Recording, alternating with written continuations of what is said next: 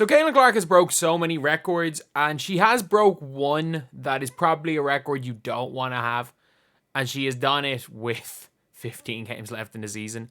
She has broke the all-time turnovers in a season record. Again, her number of turnovers isn't like anything absolutely wild. Like, it's very comparable to like James Harden in 2017 at like the NBA level. It's very comparable to some NBA players like Harden and Russ back in the 2016-17 season, ironically first and second in MVP voting. But I'm going to be talking about how important that is.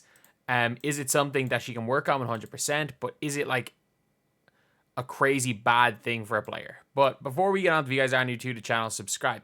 We are trying to hit 22.6k, and we right now are 67 subscribers off doing that. We're trying to do that by the end of the day. So, when it comes to Caitlin Clark's turnovers, you have to differentiate. When you look at turnovers, and this is why I hate a lot of the time some of the advanced stats, because you start looking at individual players' stats and you'd stop looking at team stats. When you start looking at the advanced stats of an individual versus what that individual brings on a team, it's why stats can be important, but they don't tell the full story. So if you are someone that's watching the games, if you're someone that's analyzing the games, stats sometimes can back up what you are seeing, or they can tell you if you're seeing something completely wrong. But what stats can't do is tell the story of a game without seeing it. So looking at Caitlin Clark's turnover numbers there, for the WNBA, they're horrendous. But if you want to look at just how much she has the ball in her hand, she's the ball in her hand more than anyone else. How many shots she creates from being blitzed. Like, yeah, she's going to turn the ball over more because she gets blitzed, but she's also higher in assists. An assist is worth more than a turnover is negative. Even though if you look as far as like a lot of metrics, I'm pretty sure they give the positives of an assist the same as the negatives of a turnover, which is just not the case. Anyone who's played basketball knows a turnover is not a guaranteed 2 points, an assist is guaranteed 2 points. Either way, it doesn't really matter that much at the end of the day. It's the sport of basketball. And when you get too bogged down to stats, it's just like, I don't feel that Angel Reese, like, again, because it's always going to be Caitlin Clark and Angel Reese, because most of the people that are going mad at her turnovers are doing that from the perspective of how can you give rookie of the year to someone with turnovers. Like, anyone being like, why are you mentioning the other person? Let's be real. The only people that are attacking her for her turnovers when are new fans that are here because they don't like her. If you guys don't know that, if you don't know, last season she broke the record from second in MVP voting last year, who finished ahead of A'ja Wilson. That's who she took over the record from. That's who set the record previously. You also have taken into account, like, I don't think that Angel Reese getting blocked more than any player in history. She also set the all-time block record through 2 less games than Caitlin Clark. She set the all-time amount of times blocked in a season through 21 games. Or sorry, through 23 games. And she actually took over, and this is why I don't really care about that record either as a negative. She took over from A'ja Wilson. A'ja Wilson held that record previously. So I don't really care. Like, she had a 20 point per game rookie year. But yeah, she held that negative record.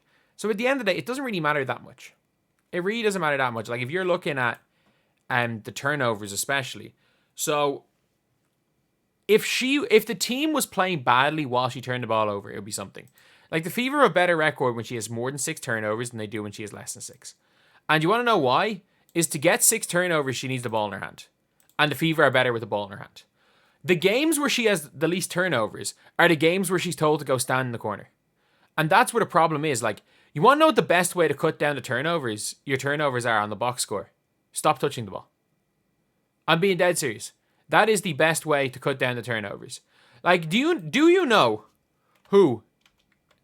Do you know who the second all-time in assist to turnover ratio in the NCAA is? Do you know who's number 2 all-time? Number 2 all-time in assist to turnover ratio is Caitlin Clark's boyfriend. He was nowhere near the player Caitlin Clark was, as far as, like, in their respective games. Obviously, she would beat Caitlin Clark, or he would beat Caitlin Clark in a one-on-one. It is what it is. But, like, he is the second all-time in career assist-to-turnover ratio in NCAA Division I history.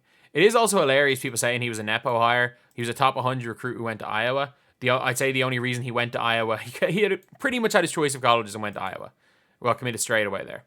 But with Caitlin Clark, like, you can play safe and cut down on turnovers, but playing safe is not what's winning Iowa games. Caitlin Clark playing safe is not what's winning Iowa games, because you can see their team turnovers are down. And that's the important thing. The important thing is not, when you're analyzing a game, how do we get Caitlin Clark's turnovers down? The important thing is, how do we get our team turnovers down? How do we end a game where, even if Caitlin Clark has 7 assists, how do we get Aaliyah Boston to have 1 turnover? How do we make sure Katie Lou doesn't turn the ball over? Caitlin Clark makes better decisions than anyone else. It is less likely Caitlin Clark, with the ball in her hand, making a read, means you're less likely as a team to have a turnover, and you're more likely as a team to have a good shot. That is all that matters at the end of the day. Does Caitlin Clark throw a couple of crazy passes? Yeah, she does.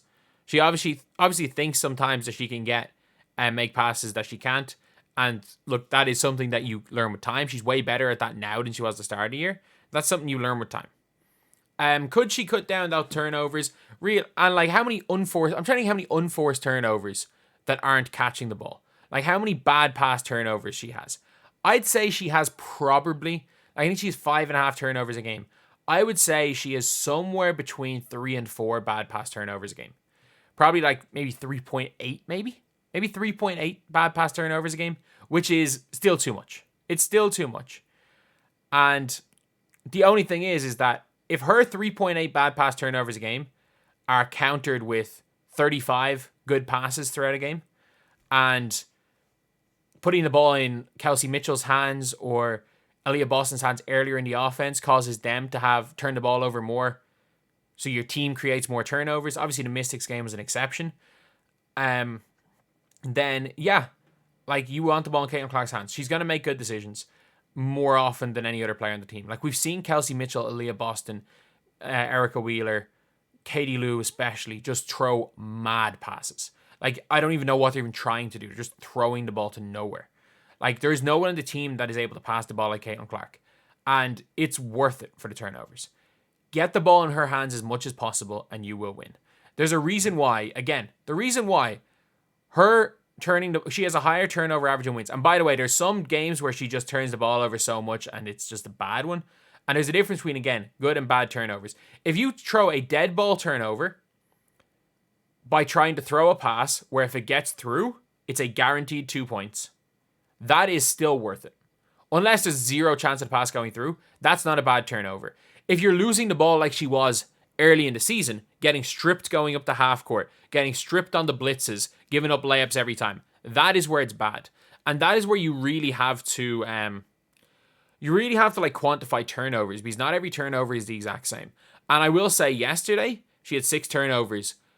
I've seen her have games where she's had 7 turnovers where I haven't felt they've been costly. I felt she made, of her 6 turnovers yesterday, some of them were horrendous. One of them, she just literally dribbled the ball up the floor, was 1-on-5, basically pulled it back to throw a pass, looked around, realized none of her teammates had ran up with her, and just chucked it out of bounds.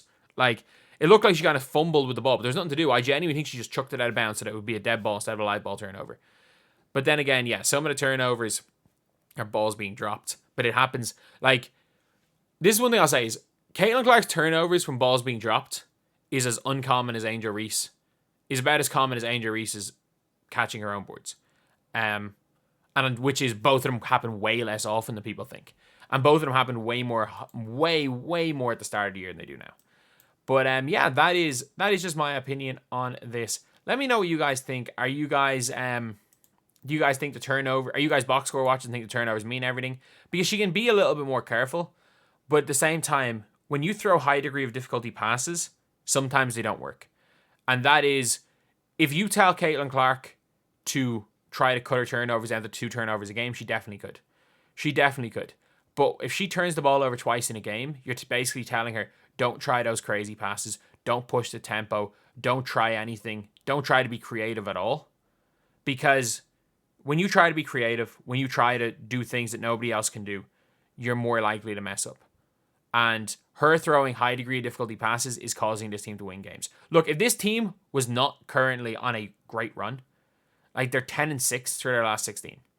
If this team was as bad as they were at the start of the year, then I would say, okay, yeah, be more careful.